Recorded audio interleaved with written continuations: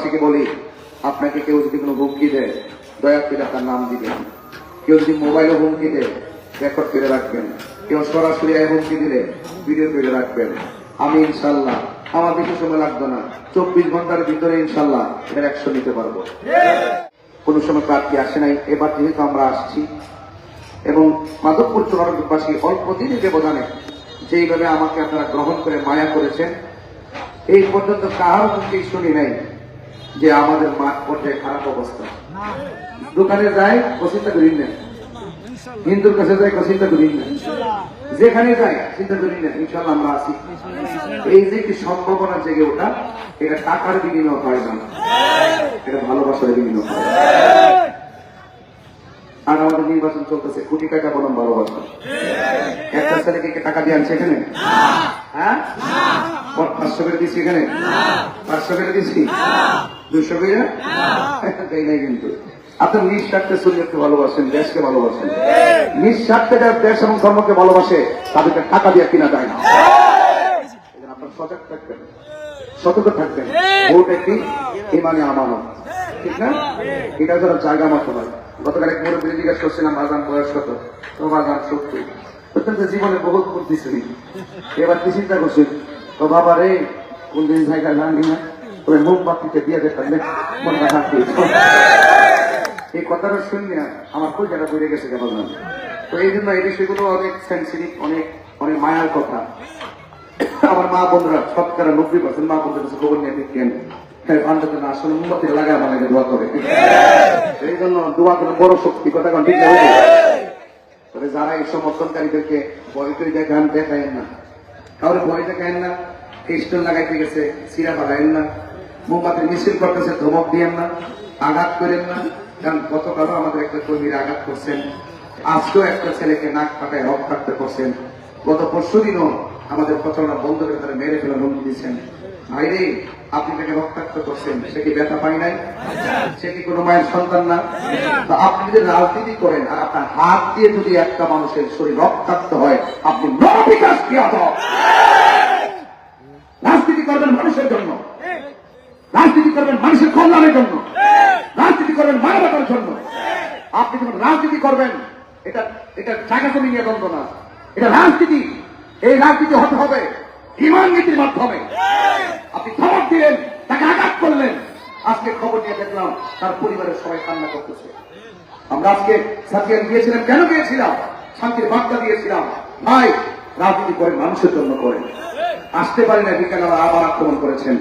তার মানে বোঝা গেল দালিল যুদ্ধে যারা হেরে যাওয়ার ভয় থাকে এবং ব্যালট যুদ্ধে যাদের ভয় মানে হেরে যাওয়ার ভয় থাকে, তারাই হাতের মধ্যে অস্ত্র তুলে নেবে। এদের কাছে দেশ নিরাপদ না, দেশের মানুষ নিরাপদ না। সতর্ক থাকতে হবে। তবে সুতের প্রতিফলে বাদ দিলে সুতের গতি কিন্তু দ্বিগুণ বাড়ে। আপনারা তো আমাকে চিনেন, আমি কি কাউকে ভয় করে কথা বলি? আমি কি অযৌক্তিক কথা বলি? কাউকে ঠকিয়ে কথা বলি? আমি ইনসাফ ভিত্তিক কথা বলি। এই জন্য খবরদার। আমি শুনেছি চৌমুনিতে অনেক, চৌমুনি বহরাতে অনেক দায়িত্বশীল ব্যক্তিবর্গ যারা রাজনীতি করেন, আমাদের প্রতিপক্ষ তো কয়েকটা আছে না? আমিও কাহারও প্রতিপক্ষ, আমার প্রতিপক্ষ যেমন আমিও আবার কাহারও প্রতিপক্ষ, ঠিক না? আমার প্রতিপক্ষরা আমার কর্মীদেরকে হুমকি দিতেছে। এই যে এখনো বসার পরে বহুজনের পুষ্টা দিতে রয়েছে, ব্যানার শিখছে, আবার লাগাইতে দেন, আমরা মাইকি করলে বাধা দেয়, আবার করেছে 12 তারিখের পর কই চাষ দিব, 12 তারিখের পরে কই যা দেখবো। আচ্ছা, বলতে এই লোকটি কি তার নম্বর দিগাইছে? এলাকার বাড়ি হবে, তাহলে চাচা তো বাড়িব, জেলা তো বাড়িব, রক্তের বাড়িব, সমাজের বাড়ি হবে। কথা কি সত্যি বলতেছি? আপনি কারে দেখবেন ভাই? আপনি ক্ষমতা আসলে যদি আপনি দেখার হুমকি দেন, তার মানে তো বোঝা গেল যে আপনি রাজনীতি না বিজ্ঞান। আপনি তো আপনার নীতি, আপনার যে আদর্শ, এই আদর্শের জলাঞ্জলি দিয়া সমাজের উন্নয়ন করা যায় না। আদর্শ ধরে রাখতে হয়। যে আমাকে ভোট দিবে সেও আমার, যে আমাকে ভোট দিবে না সেও আমার। আমাকে ভোট দিবে যারা, যদি আল্লাহ আমাকে কবুল করে, তারা দরজা খুলে ঘুমাবে। আমাকে যারা ভোট দিবে না, তারাও দরজা খুলে ঘুমাবে। আর আমি কথা দিয়ে যাচ্ছি, আমার প্রত্যেক বাহিনী আমি সহকারে তাদের পাহারাদার হয়ে থাকবো। এটার নাম রাজনীতি।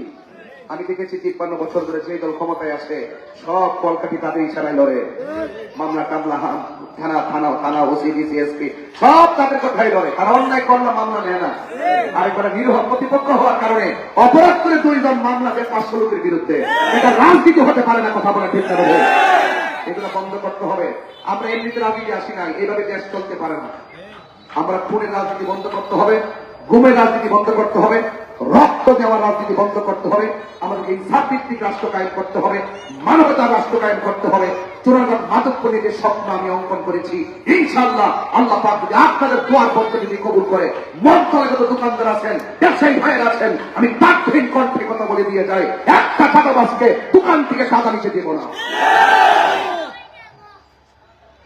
আপনি বলতে পারবেন না সত্য কথা, আপনারা আয় ওয়াশ করতে পারবেন। নির্বাচন আসলে 10 কেজি জিলাপি দিয়ে চা শ্রমিককে ভোট কিনে। আরে ভাই, চা শ্রমিকরা তো মানুষ, আপনি তাদের 200 জনকে দিলেন, কিন্তু এখানে হাজার হাজার লক্ষ লক্ষ লোকজন আছে।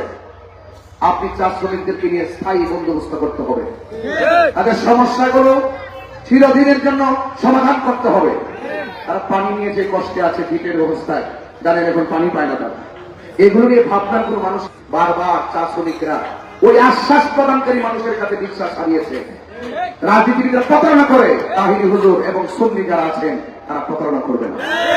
এটা পীর মাসে একটা দাপ্তরিক কণ্ঠে বলতেছে না যে আমি না, এগুলো আপনারাই চালাবেন, আপনাদের এলাকা আপনারা রক্ষা করবেন। কিসের মামলা?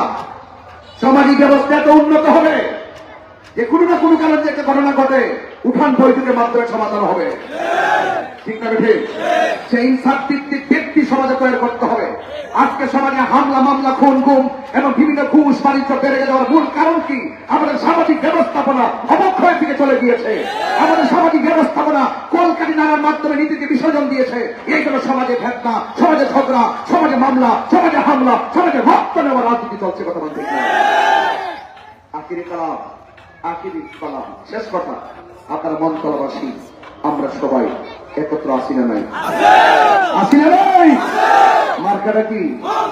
এই মোমবাতি মার্কায় আপনারা ভোট দিবেন। আর আপনারা আমাকে চিনেন, আমি ওয়াদা খেলাফ করি না, আমি এক থেকে 2 কথা বলি না, আমি যা বলি তাই করি। আমার মা বলতে বলবো, মা আপনাকে আমার পক্ষ থেকে কষ্ট করে আপনাকে বাড়ি বাড়ি মানুষের কাছে একটু মোমবাতির কথা বলবেন। সকাল সকাল গিয়ে মোমবাতি মার্কায় ভোট দিবেন। একসাথে যাবেন, ঘরে 5 জন মা আছেন, আপনারা একসাথে ছেলে মেয়ে নিয়ে যাবেন, আবার একসাথে ফিরে আসবেন, কোন লাল চক্ষুকে ভয় পাবেন না। আর এলাকার মন্ত্রণাবাসীকে বলি, আপনাকে কেউ যদি কোনো হুমকি দেয় দয়া করে তার নাম দিবেন। কেউ যদি মোবাইলে হুমকি দেয় রেকর্ড করে রাখবেন। কেউ সরাসরি হুমকি দিলে ভিডিও করে রাখবেন। আমি ইনশাল্লাহ, আমার বেশি সময় লাগবে না, 24 ঘন্টার ভিতরে ইনশাল্লাহ এর অ্যাকশন নিতে পারবো। আমি হাতে নিব না, আইনি ভাবে নিব।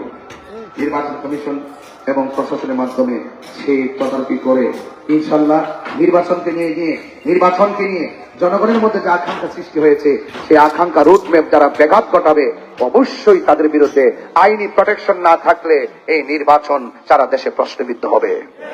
আরেকটি কথা অ্যালার্ট করে দিয়ে যায়, মনে রাখবেন, দেশে নির্বাচন হচ্ছে না, আমার এখানে নির্বাচন যদি কাবজাব হয়, আমার এখানে আসনে নির্বাচন যদি কাবজাব হয়, অনেকে বলতেছে হুজুর রায় টেবিলে কামটা করে লইব, কিতা কইতেছে রায় টেবিলে কামটা করে লইব, আর কোন নির্বাচন করবেন কিতা করতে হয়? ভোট তো অভাব নাই রে বাজি, দৈরে রাখতে পারেননি। অনেকেই কথাটা কয় যে ভোট তো অভাব নাই, কারি কারি ভোট, কিন্তু দৈরে রাখুন যাবেনি, যেখানে আমি কিনলে গা হেরা তো গন মোমবাতি ডুহাই দিবনি আরেকটার ভিতরে, এই ডুহাইয়াতে রেজাল্ট গড়াই লইব। তো সেই জন্য আপনাদেরকে সতর্ক থাকতে হবে, আপনাদেরকে সাবধান থাকতে হবে। আপনাদের সকলকে এই দেশের শান্তি সুরক্ষায় আপনাদের সকলকে ঐক্যবদ্ধ থেকে ভোট কেন্দ্রে আপনারা যাবেন, নির্বিঘ্নে যাবেন। আমি নির্বাচন কমিশনকে বলেছি, র্যাব থেকে, সেনাবাহিনী থেকে, সিসি ক্যামেরা থেকে কয়েকটা প্রস্তাব আমি করেছি। আরেকটি কথা বলি, যদি কোনো পেশিদারিত্বের কারণে এই সুনানগরের নির্বাচন যদি ব্যাঘাত ঘটে, ইনশাল্লাহ আমি এমন এক ব্যক্তি সারা বাংলাদেশের নির্বাচনকে প্রশ্নিত করবো ইনশাল্লাহ। আর যদি শান্তিপ্রিয় হয় তাহলে আমি সারা বাংলাদেশের এই নির্বাচনকে আমি ইনশাল্লাহ আমি আমার পক্ষ থেকে অন্তত পক্ষে এটা তুলে ধরবো, এমন ভাবে তুলে ধরবো, শান্তির বার্তা তুলে ধরবো। আমি চাই প্রত্যেকটা আসনে প্রত্যেকটা জায়গায় শান্তিপ্রিয় নির্বাচন হবে, অবাধ হবে, সুষ্ঠু হবে, নিরপেক্ষ হবে, অংশগ্রহণমূলক হবে। সবার অংশগ্রহণমূলক নির্বাচনের মাধ্যমে যার যার স্বাধিকার, যার যার ভোটাধিকার প্রয়োগ করে যার যার নাগরিকত্বের বিকাশ ঘটাবে এই আশাবাদ ব্যক্ত রেখে এবং সকল অপশক্তির হাত থেকে নির্বাচন কমিশন থেকে শুরু করে সবাইকে সুস্বাস্থ্যতা শান্তি কামনা করে আজকে এখান থেকে বিদায় নিচ্ছি। জয় হোক মানবতার, জয় হোক মেহনতি মানুষের, জয় হোক মোমবাতি প্রতীকের ইনশাআল্লাহ। আসসালামু আলাইকুম ওয়া রাহমাতুল্লাহি ওয়া বারাকাতুহু।